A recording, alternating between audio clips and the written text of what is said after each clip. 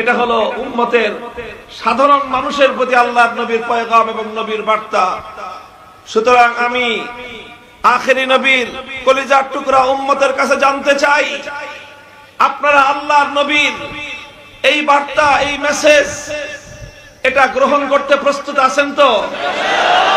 উম্মতের আলেম সমাজ সম্মিলিতভাবে আপনাদেরকে যে গাইডলাইন দিবে, উম্মতের আলেম সমাজ ঐক্যবদ্ধ হয়ে আল্লাহর পয়গম্বরের নায়েব এবং উত্তরাধিকারী হিসেবে আপনাদেরকে যে পথে চলতে বলবে, আপনারা সে পথে চলবেন তো? আপনারা যদি সেইভাবে পথ চলেন, উম্মতের আলেমদের অনুসরণ করেন, তাহলে একদিকে নিজেরা সৎ পথে চলতে পারবেন, হেদায়েতের উপর থাকতে পারবেন, গুমরাহি আর পথ ভ্রষ্টতার হাত থেকে আপনারা মুক্তি পাবেন। আরেকদিকে আল্লাহর নবীর কলিজা শীতল আর ঠান্ডা হবে যে আমার উম্মতকে আমি বলে এসেছিলাম আলেমদের অনুসরণ করতে, আমার উম্মত আমার কথা রেখেছে, এতে আল্লাহর নবীর কলিজা ঠান্ডা হবে।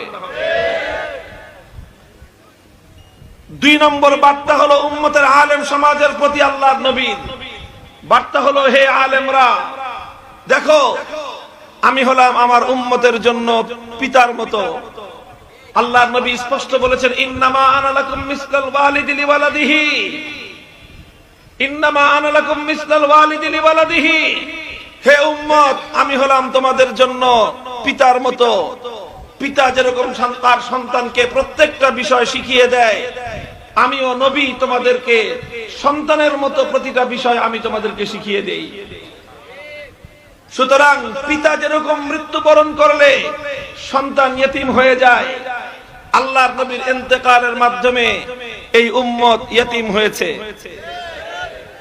সেই ইয়েতিম উম্মতকে আল্লাহর নবী উম্মতের আলেমদের কাছে আমানত রেখে গেলেন। আলেমদের উপর নবীজি আস্থা রেখেছেন, বিশ্বাস রেখেছেন যে আমার অবর্তমানেও আমার উম্মতের আলেমরা আমার এই উম্মতকে দেখাশোনা করবে, আমার এই ইয়েতিম উম্মতের দায়িত্ব পালন করবে, আমার এই উম্মতকে কখনো তারা সৎ পথ প্রদর্শন থেকে পিছু হটবে না। এটা হলো উম্মতের আলেমদের প্রতি আল্লাহর পয়গম্বরের আস্থা, নবীজির আশ্বাস। উম্মতের আলেমরা যে কোনো মূল্যে উম্মতকে তারা পথ দেখাবে, উম্মতের দায়িত্বের বোঝা, এই জোয়াল তারা নিজেদের কাঁধে তুলে নিবে। সুতরাং হে আলেম সমাজ, বিশেষ করে মাধবপুরের ওলামা সমাজকে আমি বলতে চাই, লক্ষ্য করে বুঝুন, আলেম হওয়ার অর্থ শুধু এটা নয় যে জনগণের কাছ থেকে আমরা শুধু সম্মান পাবো। আলেম হওয়ার অর্থ এটা নয় যে মানুষ শুধু আমাদেরকে সালাম দিবে, বরং নিজেদের পক্ষে আসমানি ওহী, কোরআন আর হাদিসের ইলমের আমানত রক্ষা করার অর্থ হলো আল্লাহর নবীর উত্তরাধিকারের জোয়াল নিজের কাঁধে তুলে নেওয়া। আল্লাহর নবী আশ্বাস রেখেছেন, আমাদের উপর আস্থা রেখেছেন। সুতরাং আলেমরা যদি নবীর এই আস্থা রক্ষা করতে ব্যর্থ হয়, আলেমরা যদি নবীর এই ইয়েতিম উম্মতকে সরল সঠিক হেদায়েতের পথে পথ নির্দেশনা দিতে ব্যর্থ হয়, কিয়ামতের দিন আল্লাহর নবীর সামনে দাঁড়িয়ে জবাবদিহিতা করতে বাধ্য হবে, আসামির কাঠগড়ায় দাঁড়িয়ে যেতে হবে।